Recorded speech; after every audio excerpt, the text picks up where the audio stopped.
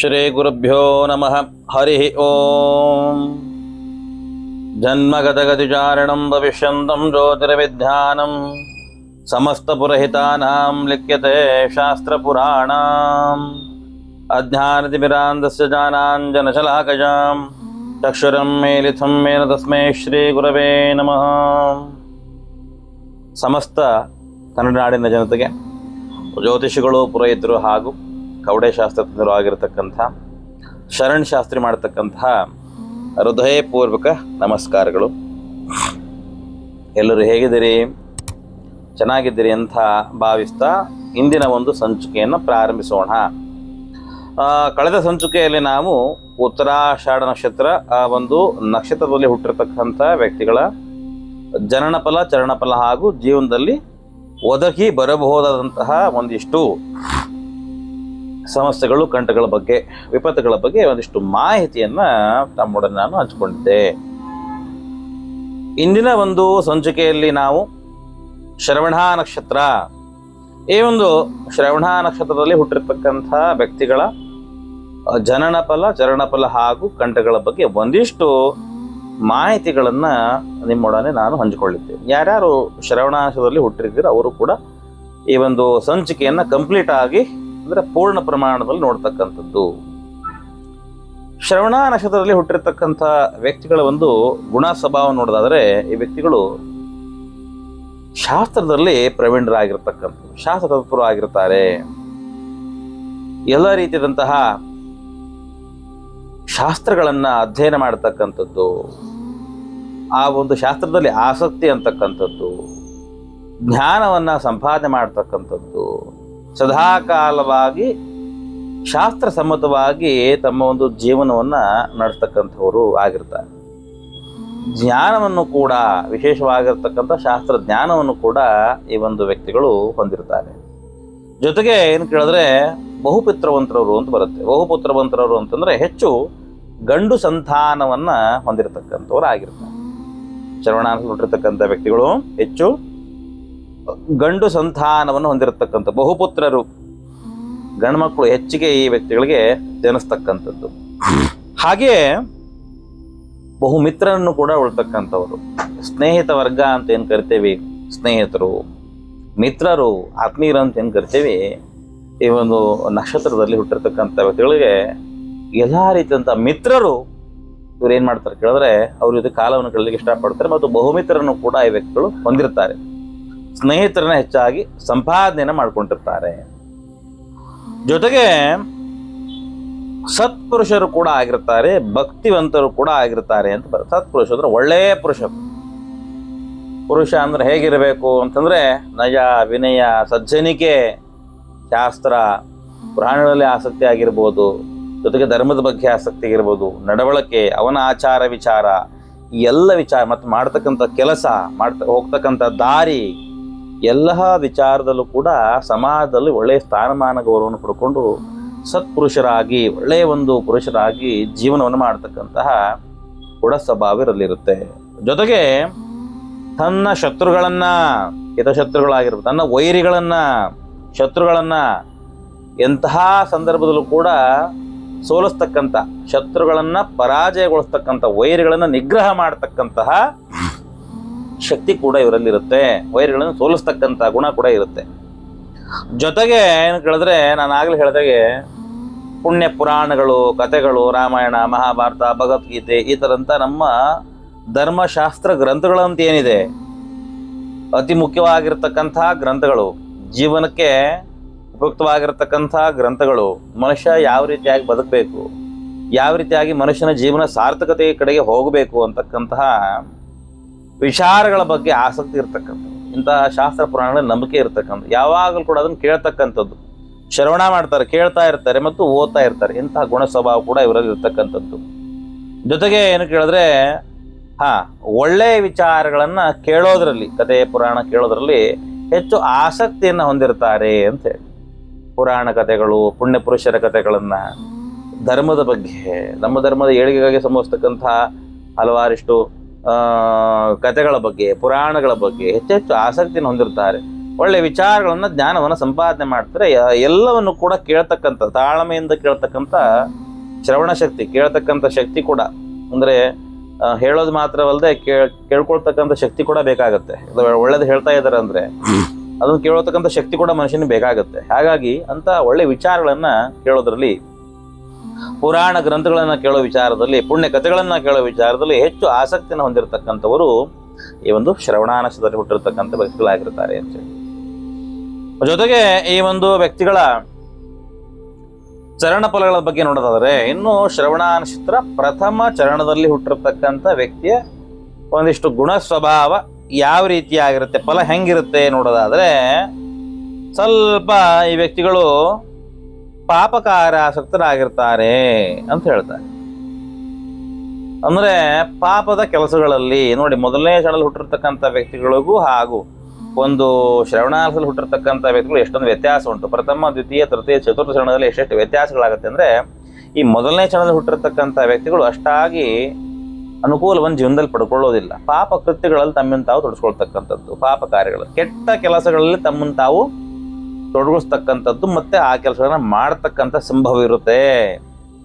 ಜೊತೆಗೆ ಏನು ಕೇಳಿದ್ರೆ, ಕಡಿಮೆ ಸಂತಾನ ಕೂಡ ನೋಡಿ, ನಾನಾಗಲೇ ಹೇಳಿದೆ ಶ್ರವಣಾನದಲ್ಲಿ ಹುಟ್ಟಿರ್ತಕ್ಕಂಥ ವ್ಯಕ್ತಿಗಳು ಪುತ್ರ ಸಂತಾನ ಹೆಚ್ಚಿಗೆ ಇರುತ್ತೆ ಅಂತ ಹೇಳಿದೆ. ಆದರೆ ಪ್ರಥಮ ಚರಣದಲ್ಲಿ ಹುಟ್ಟಿರ್ತಕ್ಕಂಥ ವ್ಯಕ್ತಿಗಳು ಹಾಗಿರೋದಿಲ್ಲ, ಸ್ವಲ್ಪ ಸಂತಾನ ಅಂತ ಹೇಳಿ, ಕಡಿಮೆ ಸಂತಾನ, ಅವರು ಅನ್ಕೊಂಡಷ್ಟು ಸಂತಾನ ಭಾಗ್ಯ ಸಿಕ್ಕೋದಿಲ್ಲ. ಒಂದು ಹಬ್ಬ ಅಂದ್ರೆ 2, ಅದಕ್ಕಿಂತ ಹೇಳ್ಬೇಕಂದ್ರೆ 1 ಅಥವಾ 2 ಸಂತಾನವನ್ನು ಪಡ್ಕೊಳ್ತಕ್ಕಂಥದ್ದು, ಮಕ್ಕಳ ಭಾಗ್ಯ ತುಂಬಾ ಕಡಿಮೆ ಇರತಕ್ಕಂಥದ್ದು ಈ ವ್ಯಕ್ತಿಗಳಿಗೆ. ಸ್ತ್ರೀ ವಿಲಾಸಿಗಳು ಕೂಡ ಆಗಿರ್ತಾರೆ. ಅಂದ್ರೆ ಹೆಣ್ಮಕ್ಳ ಬಗ್ಗೆ ವ್ಯಾಮೋಹ ಮನೋಭಾವನೆ ಅಂತಕ್ಕಂಥದ್ದು ಹೆಚ್ಚಿಗೆ ಇರುತ್ತೆ ಈ ವ್ಯಕ್ತಿಗಳಿಗೆ. ಅದೇ ರೀತಿಯಾಗಿ ಈ ವ್ಯಕ್ತಿಗಳಿಗೆ ಮೂಲಭೂತ ಸಮಸ್ಯೆ ಏನು ಬರುತ್ತಪ್ಪ ಅಂತಂದ್ರೆ, ಉದರ ಅಂದ್ರೆ ಹೊಟ್ಟೆ. ಈ ಹೊಟ್ಟೆ ಒಳಗಡೆ ಗಂಟು ಅಂತ ಕರಿತೀವಿ. ನೀವೆಲ್ಲ ಈಗ ಹೇಳೋ ಹಾಗೆ ಕಿಡ್ನಿ ಸ್ಟೋನ್ ಅಂತ ಕರಿತೀರಿ, ಅಥವಾ ಹೊಟ್ಟೆಗಳಲ್ಲಿ ಗಂಟುಗಾಗ್ತಾ ಇದೆ, ಅಥವಾ ಬಿಡದೆ ಹೋಗಿರ್ತಕ್ಕಂಥ ಮಾಂಸಖಂಡಗಳು ಬೆಳೀತಾ ಉಂಟು, ಅಥವಾ ಹೊರಗಡೆ ಪದಾರ್ಥ ಸ್ವೀಕಾರ ಮಾಡಿ ದೇಹದ ಒಳಗಡೆ ಗಡ್ಡೆಗಳಾಗ್ತಾ ಉಂಟು, ಗಂಟುಗಳಾಗ್ತಾ ಉಂಟು.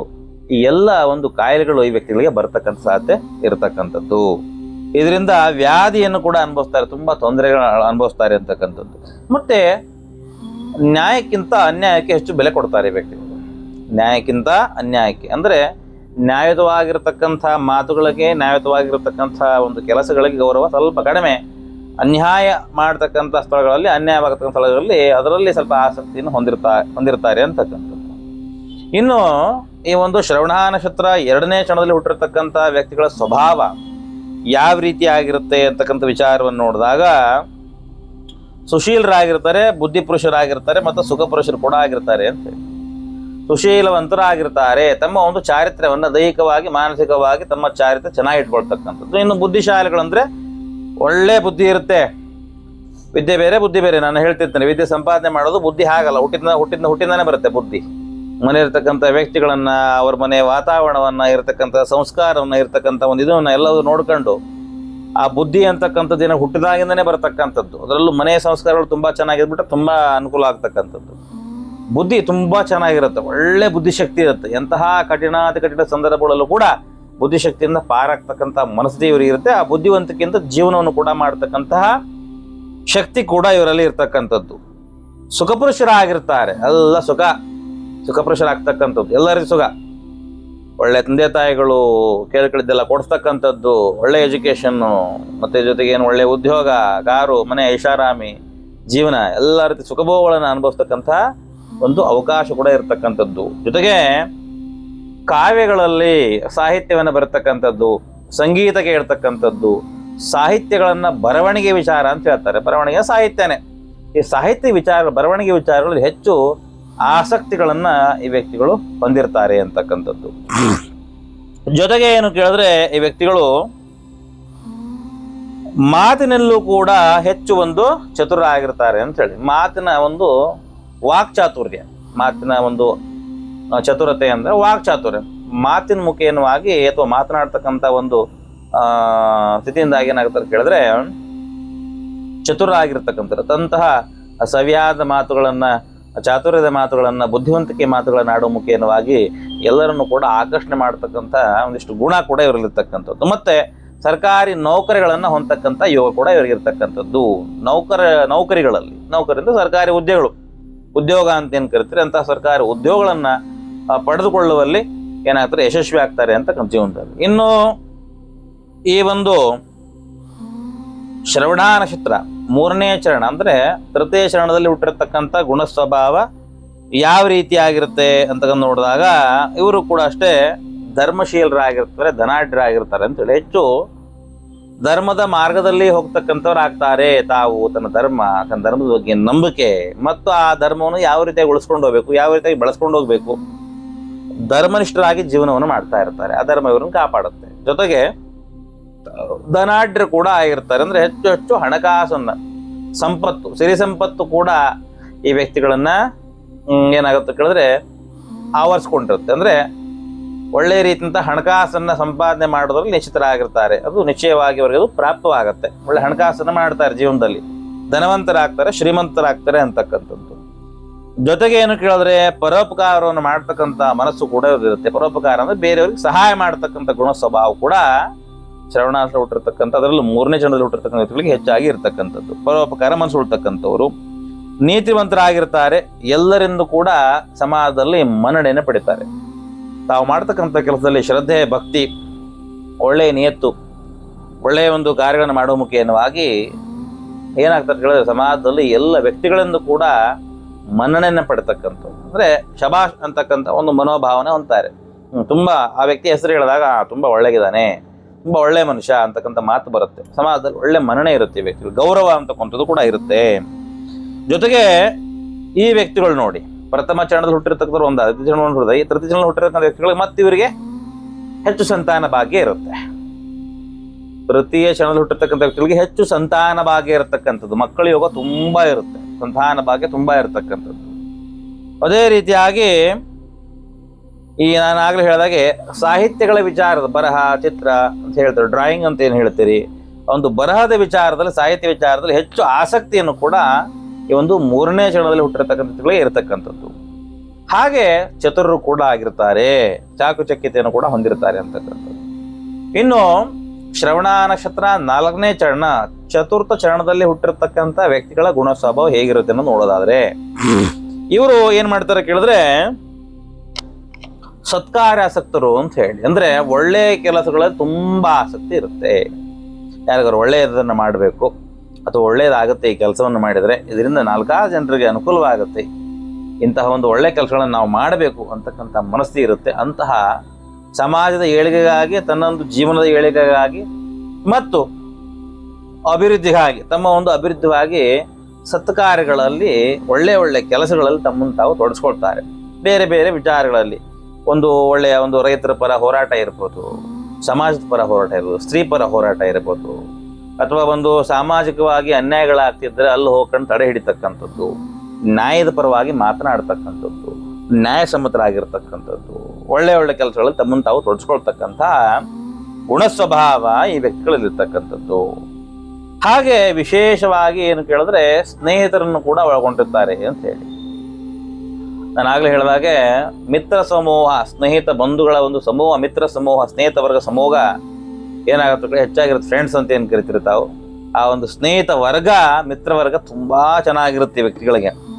ಜೊತೆಗೆ ಏನು ಕೇಳಿದ್ರೆ ಧರ್ಮಾಸಕ್ತರು ಹಾಗೂ ಧರ್ಮ ಪುರುಷರು ಕೂಡ. ಧರ್ಮಾಸಕ್ತರು ಅಂತಂದ್ರೆ ಧರ್ಮದ ಬಗ್ಗೆ ಜ್ಞಾನ ಹೊಂದಿರತಕ್ಕಂಥವ್ರು, ಧರ್ಮದ ಬಗ್ಗೆ ಗೌರವ, ಶ್ರದ್ಧೆ, ಭಕ್ತಿನ ಹೊಂದಿರತಕ್ಕಂಥವ್ರು, ಜೊತೆಗೆ ಧರ್ಮವನ್ನು ಕಾಪಾಡತಕ್ಕಂಥ ಮನಸ್ಥಿತಿ, ಗುಣ ಸ್ವಭಾವಗಳು ಹೆಚ್ಚಾಗಿರುತ್ತೆ. ಬೇರೆಯವರು ಕೂಡ ಆ ಒಂದು ಧರ್ಮ ಜಾಗೃತಿಯನ್ನ ಮೂಡಿಸ್ತಕ್ಕಂಥ ಮನಸ್ಥಿತಿ ಕೂಡ ಈ ವ್ಯಕ್ತಿಗಳಿಗೆ ಹೆಚ್ಚಾಗಿ ಕಂಡು ಬರತಕ್ಕಂಥದ್ದು.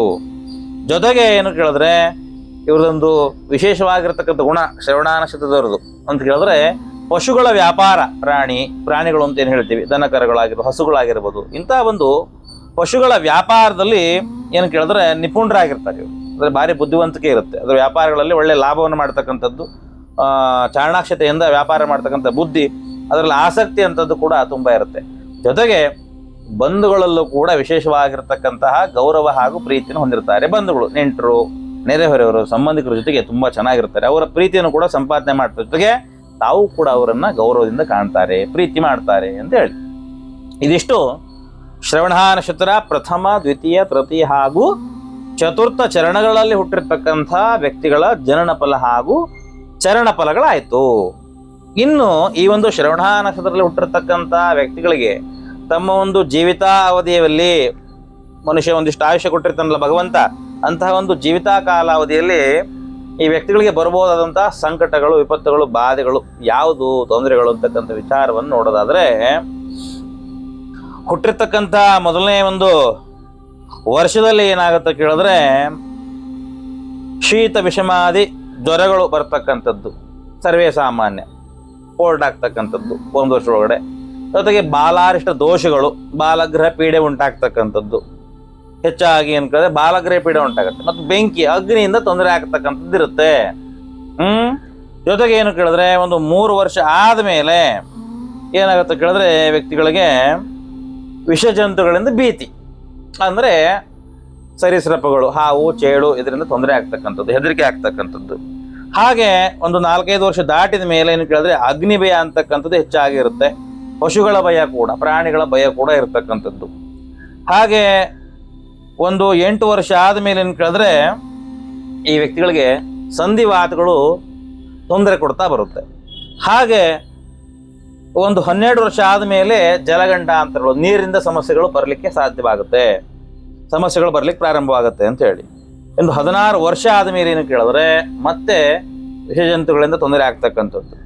ಒಂದು 34 ವರ್ಷಗಳಾದ ಮೇಲೆ ಏನು ಕೇಳಿದ್ರೆ ಈ ವ್ಯಕ್ತಿಗಳಿಗೆ ಅಪಮೃತ್ಯು ಕಂಟಕಗಳು, ಬೇರೆ ಬೇರೆ ರೀತಿಯಲ್ಲಿ ಅಪಮೃತ್ಯು ಕಂಟಕಗಳು, ಭಯ ಅಂತಕ್ಕಂಥದ್ದು, ವಾಹನ ಅಪಘಾತಗಳು, ಬಿದ್ದೋಗ್ತಕ್ಕಂಥದ್ದು, ಈ ರೀತಿ ಸಾಧ್ಯತೆ ಇರತಕ್ಕಂಥದ್ದು. ಜೊತೆಗೆ ಏನು ಕೇಳಿದ್ರೆ ಒಂದು 35 ವರ್ಷ ದಾಟಿದ ಮೇಲೆ ಏನಾಗುತ್ತೆ ಕೇಳಿದ್ರೆ ವೈರಿ ಜನ, ಇಲ್ಲ ಅಂದ್ರೆ ಅಣ್ಣ ತಮ್ಮಂದಿರು, ಶತ್ರುಗಳು, ಇಲ್ಲ ಅಂದ್ರೆ ಸಹೋದರರು, ಜೊತೆಗೆ ಹುಟ್ಟಿರ್ತಕ್ಕಂತಹ ಸಹೋದರರು, ಅಣ್ಣ ತಮ್ಮಂದರು ಅಂತ ಏನು ಹೇಳ್ತಾರೆ, ಅವರಿಂದ ಪ್ರಾಣಭಯ ಅಂತಕ್ಕಂಥದ್ದು, ತೊಂದರೆ ಆಗ್ತಕ್ಕಂಥದ್ದು ಹೆಚ್ಚಾಗಿ ಕಂಡು ಬರುತ್ತೆ ಅಂತ ಹೇಳಿ. ಇದೆಲ್ಲ ಆದಮೇಲೆ ಒಂದು 50 ವರ್ಷ ಆದಮೇಲೆ ಏನಾಗುತ್ತೆ ಕೇಳಿದ್ರೆ ಸ್ವಲ್ಪ ಕೆಮ್ಮು ಹಾಗೂ ಜೊತೆಗೆ ಏನು ಕೇಳಿದ್ರೆ ಒಂದು ವಿಶೇಷವಾಗಿರ್ತಕ್ಕಂಥ ವ್ಯಾಧಿ, ಒಂದು ಕಾಯಿಲೆ ಅಂಟುಕೊಂಡು ಏನಾಗುತ್ತೆ ಕೇಳಿದ್ರೆ ವ್ಯಕ್ತಿಗೆ ರೋಗ ಪೀಡೆ ಉಂಟಾಗ್ತಕ್ಕಂಥದ್ದು. ಅದರಿಂದ ತುಂಬಾ ಸಮಸ್ಯೆಗಳನ್ನ, ಉಸಿರಾಟ ಸಮಸ್ಯೆಗಳನ್ನ, ತಾನಿನ್ ಯಾಕೆ ಬದುಕಬೇಕು ಅಂತಕ್ಕಂಥ ಮನೋಭಾವನೆ ಹುಟ್ಟುತ್ತೆ. ಇದೆಲ್ಲ ಆದಮೇಲೆ ವ್ಯಕ್ತಿಗಳಿಗೆ ಒಂದು 78 ವರ್ಷ ಆದ್ಮೇಲೆ ಒಂದು ಸಾರಿ ಒಂದು ಪ್ರಾಣಭಯ ಉಂಟಾಗತ್ತೆ. ಜೊತೆಗೆ ಅದನ್ನು ಕಳೆದು ಬಿಟ್ರೆ 91 ವರ್ಷಗಳ ಕಾಲ ಈ ವ್ಯಕ್ತಿಗಳಿಗೆ ಪರಮಾಯುಷ್ಯ ಅಂತ ಹೇಳ್ತಾರೆ. ಈ ಸಣ್ಣ ಪುಟ್ಟ ಬಾಧೆಗಳು, ಸಂಕಟಗಳು ಎಲ್ಲವನ್ನು ದಾಟಿ 70ರಲ್ಲಿ ಬರ್ತಕ್ಕಂಥ ಒಂದು ಪ್ರಾಣಭಯ ಇರುತ್ತೆ, ಅಂದ್ರೆ ಸಾವು ಬದುಕಿನದೇ ಹೋರಾಡ್ತಾ ಇರ್ತಾರೆ. ಆ ಒಂದು ಮುಗಿದ ಮೇಲೆ ಏನಾರು ಆ ವ್ಯಕ್ತಿ ಬದುಕುಳ್ದ ಅಂದ್ರೆ, ಆ ಗೆದ್ದುಬಿಟ್ಟ ಅಂದ್ರೆ ಒಂದು 91 ವರ್ಷಗಳ ಕಾಲ ಪರಮಾಯುಷ್ಯ ಅಂತಕ್ಕಂಥದ್ದು ಈ ಶ್ರವಣಾಂಶದಲ್ಲಿ ಹುಟ್ಟಿರ್ತಕ್ಕಂಥ ವ್ಯಕ್ತಿಗಳಿಗೆ ಪ್ರಾಪ್ತವಾಗುತ್ತೆ ಅಂತಕ್ಕಂಥದ್ದು. ಇದಿಷ್ಟು ಜನನ ಫಲಗಳು, ಚರಣ ಫಲಗಳು ಬರುವಂಥ ವ್ಯಾಧಿಗಳಾಯಿತು. ಇನ್ನು ಮುಂದುವರ್ತಕ್ಕಂಥ ನಕ್ಷತ್ರ ಧನಿಷ್ಠಾ ನಕ್ಷತ್ರ. ಈ ಒಂದು ನಕ್ಷತ್ರದ ಬಗ್ಗೆ ಮುಂದಿನ ಸಂಚಿಕೆಯಲ್ಲಿ ಖಂಡಿತವಾಗಲೂ ಕೂಡ ಅದರ ಒಂದು ಕುರಿತಾಗಿ ಮಾಹಿತಿಗಳನ್ನು ಕೊಡ್ತೀನಿ ಅಂತ ಹೇಳ್ತಾ ಇವತ್ತಿನ ಒಂದು ಸಂಚಿಕೆಯನ್ನು ಇಲ್ಲಿ ನಾನು ಸಂಪೂರ್ಣ ಮಾಡ್ತಾ ಇದ್ದೀನಿ. ಎಲ್ಲರಿಗೂ ಒಳ್ಳೆಯದಾಗಲಿ. ಸರ್ವೇ ಜನ ಸುಖಿನ ಭವಂತು, ಲೋಕ ಸಮಸ್ತ ಸುಖಿನ ಭವಂತು, ಸಮಸ್ತ ಸನ್ಮಂಗಳಾದಿ ಭವಂತು. ಒಳ್ಳೆಯದಾಗಲಿ.